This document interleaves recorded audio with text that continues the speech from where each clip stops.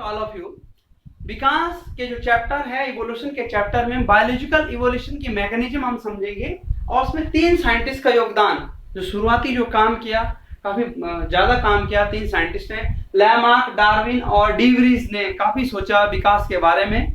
तो उनका हम अध्ययन करेंगे, उनका कंपैरिजन करेंगे किसकी क्या सोच थी विकास के बारे में, कैसे उन्होंने अपना सिद्धांत दिया। तो सबसे पहले जो सिद्धांत आता है वो लैमार्क का। लैमार्क ने डार्विन से पहले विकास को समझाने की कोशिश की थी और यूज एंड डिसयूज थ्योरी, हम कह सकते हैं उपयोग और अनुपयोग सिद्धांत दिया था, या हम उसको कह सकते हैं उपार्जित लक्षणों की वंशागति का सिद्धांत, इनहेरिटेंस ऑफ एक्वायर्ड कैरेक्टर्स। जो कैरेक्टर्स कोई जीव अपने जीवन काल में एक्वायर कर लेता है, उसको गेन कर लेता है, वही कैरेक्टर नई उसकी अगली पीढ़ी में चला जाता है। धीरे धीरे धीरे एक नई पीढ़ी की, नई जाति की उत्पत्ति बनती है, नई जीव का जो है जन्म होता है और उस एक्वायर्ड कैरेक्टर के साथ। मीन्स जो एक्वायर्ड कैरेक्टर उसने अपने जीवन काल में लिया वो उसके इनहेरिट हो जाता है। ये लैमार्क का क्या थी, थ्योरी थी। ज्यादा पॉपुलर नहीं हुई क्योंकि डार्विन ने इस थ्योरी, डार्विन के सिद्धांत के बाद ये थ्योरी ज्यादा मान्य नहीं हुई, लेकिन यूज एंड डिसयूज थ्योरी भी कहीं कहीं, जैसे वेस्टिजल ऑर्गन में जो हम कहते हैं अवशेषी अंगों में, इस थ्योरी का यूज होता है। तो लैमार्क ने जिराफ का उदाहरण दिया था।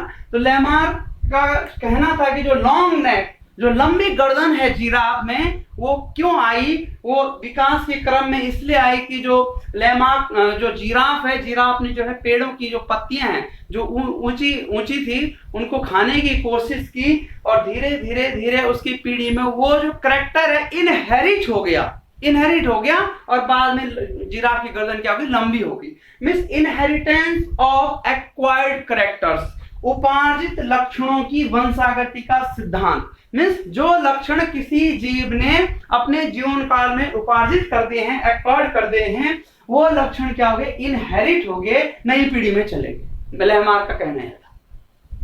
ये थ्योरीज ज्यादा पॉपुलर नहीं हुई, बट विकास को समझाने में, कुछ समझने में, विकास को समझाने में लैमार्क ने अपनी तरफ से कोशिश की है उपार्जित लक्षणों की वंशागति का सिद्धांत देकर। दूसरा है ये थ्योरी, वहां पे एक बात, इस थ्योरी का थोड़ा वहां से पॉजिटिव पॉइंट वहां पे हमें समझ में आता है, जो हमारे अवशेषी अंग है, वेस्टिजियल ऑर्गन है, जिस ऑर्गन का हम यूज नहीं करते हैं वो ऑर्गन क्या है, धीरे धीरे धीरे उसका जो खत्म होने लगता है। जैसे हम कह सकते हैं बर्निफॉर्म अपेंडिक्स, जो कृमि रूप जो परिशेषिका होती है, शाकाहारी जीवों में वहां सेलुलोज का पाचन होता है, लेकिन मनुष्य में जो केवल क्या है, एक वो वेस्टिजियल ऑर्गन के रूप में, अवशेषी अंग के रूप में।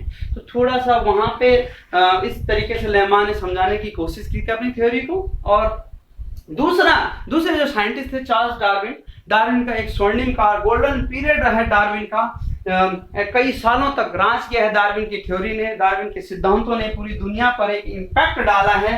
डार्विन की जो थ्योरी, चार्ल्स डार्विन जो बीगल जहाज पे भी उन्होंने जो डार्विन की फिंसेस ढूंढी थी, एडेप्टिव रेडिएशन का उन्होंने जो थ्योरी दी थी, अनुकूली विकिरण का, बीगल जहाज पे जब दुनिया का चक्कर लगा रहे थे वो बीगल जहाज पे एज ए साइंटिस्ट के तौर पे, माल्थस, थॉमस माल्थस के जो पॉपुलेशन के सिद्धांत थे, जो जनसंख्या के सिद्धांत पे थॉमस माल्थस काम कर रहा था, उसका बहुत बड़ा प्रभाव डार्विन पे पड़ा।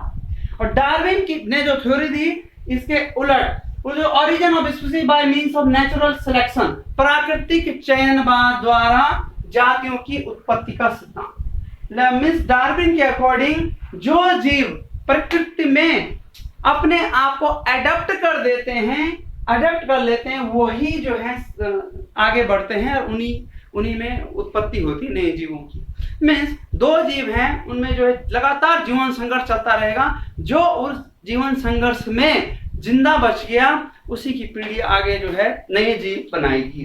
तो जो माल्थस का बहुत बड़ा प्रभाव था, तो सबसे पहले डार्विन ने कहा, पहला जो पॉइंट था कि प्रत्येक जीव में रिप्रोडक्शन की क्या है, बहुत असीमित वो होती है, शक्ति होती है, रिप्रोड्यूस करने की बहुत क्षमता होती है। हर किसी जीव में टेंडेंसी होती है कि अपने को रिप्रोड्यूस करे, मीन्स नई पीढ़ी बनाए, रिप्रोड्यूस की क्षमता है। लेकिन दूसरा जो पॉइंट था, लिमिटेड फूड एंड हैबिटेट है, मीन्स लिमिटेड लाइफ रिसोर्सेस हैं। लाइफ जीवन के लिए, जो जीवन चलाने के लिए, जो जीवन की एक्टिविटी के लिए लिमिटेड चीजें हैं, खाना लिमिटेड है, रहने के लिए लिमिटेड है, लिमिटेड, हवा है मीन्स हवा मीन्स हैबिटेट के हिसाब से हम कह सकते हैं।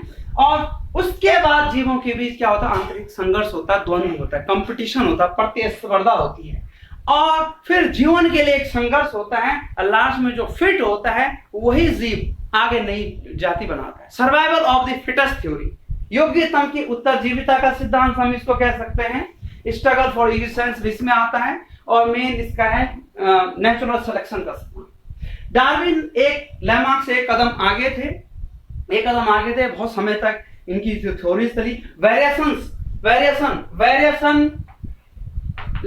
डार्विन के अकॉर्डिंग जो विभिन्नताएं हैं, जीवों में जो विभिन्नताएं हैं वही एक दूसरे से उनको पृथक करती हैं, और जो जीवन संघर्ष में जिसकी विभिन्नता जी जाती है वही नई जातियां बनाती है। मीन्स इवोल्यूशन में वेरिएशन का बहुत इंपॉर्टेंट योगदान डार्विन ने कहा है कि वेरिएशन विभिन्नताओं के कारण जो क्या होते हैं, स्मॉल होते हैं लेकिन डायरेक्शन वे में चलते हैं, एक दिशात्मक होते हैं, एक दिशा में चलते रहती हैं, धीरे धीरे कम्युनिटी होकर नई जातियां बनाती रहती हैं, और वही जातियां फिर सरवाइव करती हैं, जीवन संघर्ष में जीत के अपने आप को प्रकृति में सरवाइव करते हैं। तो मीन्स नेचुरल सिलेक्शन, प्राकृतिक चयनवाद का सिद्धांत था डार्विन का।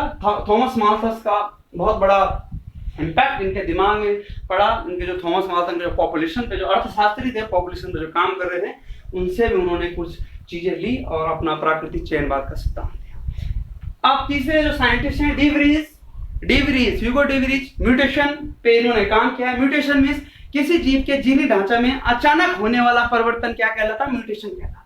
तो डीवरीज और डार्विन में ये अंतर है कि जो डीवरीज का कहना था कि जो इवोल्यूशन है वो म्यूटेशन के कारण आ रहा है। ज्यादातर इवोल्यूशन में जो योगदान है, विकास में जो है म्यूटेशन के, वो म्यूटेशन कैसा रैंडम है, अचानक हो जा रहा है, कभी कभी बहुत बड़ा हो जा रहा है, जिसके कारण नहीं जातियों की क्या हो रही, उत्पत्ति हो रही है।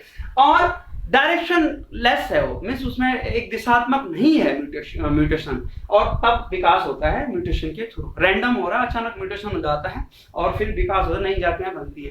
बट जो डार्विन के अकॉर्डिंग, डार्विन का फोकस वेरिएशंस पे था कि जो जीवों में विविधताएं हैं उनसे क्या होता है, विकास होता है। तो ये जो आज के वीडियो में हमने ये तीनों लैमार्क, डार्विन और ह्यूगो डीवरीज का कंपैरेटिव स्टडी किया। लैमार्क जो उपार्जित लक्षणों की वंशागति का सिद्धांत, mean inheritance of acquired characters, Darwin का प्राकृतिक चयनवाद का सिद्धांत, और डीवरीज का म्यूटेशन थ्योरी जो उत्परिवर्तनवाद का सिद्धांत। तो इन तीनों का अध्ययन किया कि किस तरह से योगदान है इनका, ये बायोलॉजिकल इवोल्यूशन, जैव विकास को समझाने में इन्होंने अपना योगदान किस तरह से दिया।